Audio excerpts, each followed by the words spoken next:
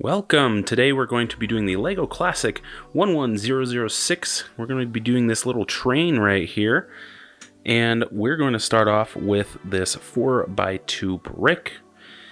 And that is immediately going to be flipped upside down. Second of off, here we go.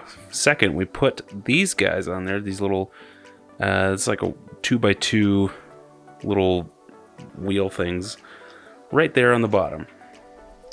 Do that. It's kind of so it looks like that. Flip it back over. We're going to take the clear piece like that. It's just a 1x2 clear piece, and we are going to put that kind of in the middle here on that kind of second to middle one. Doesn't matter which side, because the front is going to have the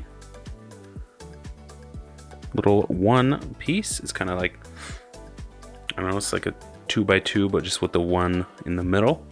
Then for the stack, we're going to put this little guy on there, this little peg piece.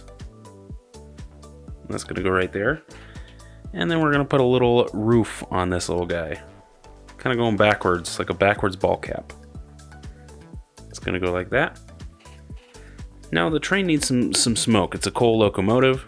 So we're going to put these little studs on there. Little gray studs. There's two of those. And little poofs of smoke there. Kind of fun, kind of cute.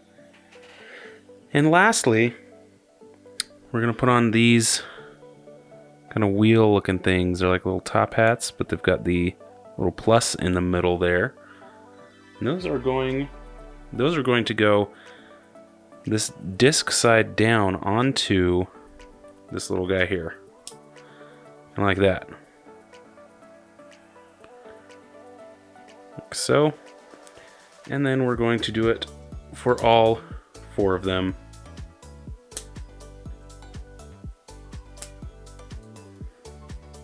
There we go. There's the little train, and these kind of spin, kind of fun. Choo choo. There it is. There's the train.